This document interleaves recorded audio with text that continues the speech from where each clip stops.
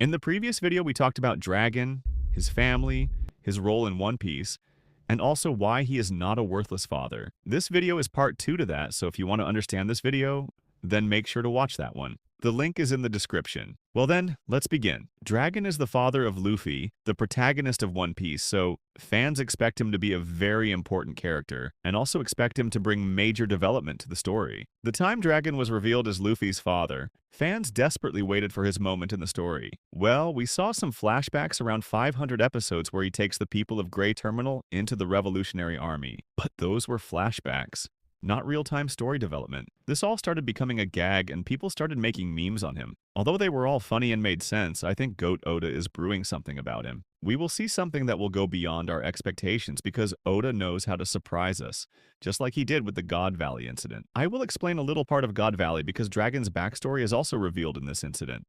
Traveling back to 38 years ago, we see the Navy landing on God Valley Island. The Navy cops were ordered to capture the civilians of God Valley so that they could make God Valley an island for the Celestial Dragons game. Dragon is also seen among them. He was confused, and it was clear that he couldn't understand what they were doing. He even asked his captain what they were doing.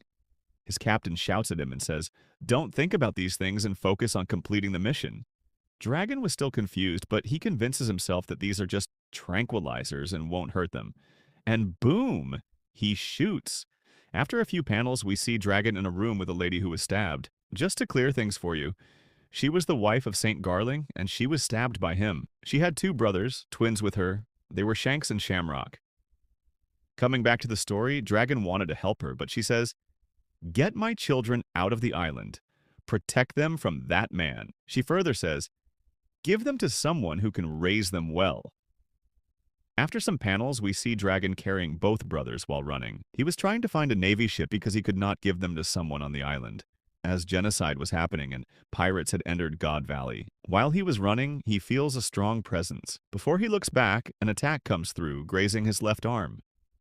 As the attack hits him, Shamrock falls from Dragon's hand. We see the Holy Knight who attacked Dragon. It is confirmed that she was sent by Garling. Her name was Saint Mayfie. She takes Shanks and says, "Seems like Garling also had a son." As she was planning another attack on Dragon, a slicing attack comes from behind, cutting the trees along with Saint Mayfie. The scene changes to Whitebeard and Big Mom. We see Big Mom cursing Whitebeard as he made reckless attacks on the Marines. Whitebeard attacked Mafi and unintentionally saved Dragon. As Dragon sees an opening to escape, he takes Shanks and runs away. Perhaps Mafi thought Garling had only one son, and by the time she regenerates, Dragon has already escaped. Coming back to Dragon, he apologizes to Kid Shanks for not being able to bring his brother. At that moment, he was probably thinking, is the Navy really the protector of civilians or not? Are they really good or not? On another part of God Valley, we see Captain John. Yes, the person who had the most treasure in the real-time storyline. He was the user of the Jiki Jiki no Mi before used as Kid. He used his attraction power to pull all the treasure of God Valley. But during that, Shiki comes, beats him up, and takes the treasure. Coming back to Dragon, he was also carrying a gun on his back, which was attracted towards John. This made him fly into the air and then he fell. As he fell, he lost his grip on Shanks and became unconscious. During his unconsciousness, Shanks crawls towards an open treasure chest. After that, we know Shanks was found by the Roger Pirates and was raised well by them. Coming back to Dragon, when he regains consciousness, he doesn't see Shanks around. He tries to look for him, but he cannot get up. This moment makes him realize how weak he is. He saw the worst genocide of his life, and there he was, lying like a worthless person. He was really disappointed in himself, and as we know, whenever a character is disappointed, character development happens. Similarly, in the next panel, we see Dragon aiming his gun at his captain and saying, "Save the civilians." This was the very first step Dragon took toward becoming the Revolutionary Dragon. Here, Dragon's part in God Valley is over. After that, we see Dragon in prison talking with Garp. He tells Garp, "I'm leaving the Navy." Garp says, "I know." He again tells him, "I despise you." Garp again says, "I know." This makes it clear that Dragon was forced by Garp to join the Navy. It also explains why Dragon never stressed Luffy or imposed his own views on him, and why he gave him free will. We are also told that Garp saved Dragon from prison or from being executed. So this was the entire backstory of Dragon. Dragon is really an important character in the series, and we really needed a backstory for him. His backstory was as interesting as he is. People are also really interested in his powers and expect him to be able to solo 3 admirals at once. Well, his powers are not revealed by Oda yet, but there are some theories that may explain his power. First theory says that what if Monkey D. Dragon is literally the strongest weather weapon in One Piece? One of the most popular theories on the internet claims that Dragon ate a storm-type devil fruit, something like the wind fruit, or even a mythical Zoan storm god. Think about it. At Logtown, a massive storm suddenly appeared. Right when Dragon arrived, Wind Blast pushed Smoker away. Lightning struck the execution stand and freed Luffy at the perfect moment. Coincidence? Probably not.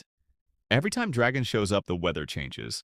Giant winds, dark clouds, storm pressure. Fans believe Dragon can control wind, summon storms, call lightning, and move through the air like smoke. If true, Dragon might be the most dangerous fruit user in the world. Another internet theory says Dragon's power comes from Haki, or even the voice of all things. Some think Dragon inherited an ancient ability that lets him influence nature itself. Not just wind, but weather. Remember the ancient kingdom? They had technology tied to the environment and the world's balance. Some fans believe Dragon has access to that same power. His conqueror's Haki might be so strong that the weather reacts to his emotions. Storms gather when he arrives. Winds shift around him, and fate seems to bend in his favor. This theory suggests Dragon isn't a devil fruit user. He's a natural force like Luffy, but instead of freedom, he represents the wrath of the nature. Well, these are just fan-based theories, so they may or may not be true. We can expect anything from Goat Oda as his writing is at its peak these days. For this video, this was enough. I have only talked about Dragon's part in God Valley, as it was a dedicated video for Dragon. If you want a complete God Valley incident breakdown, then go comment now. Also like and subscribe. See you then.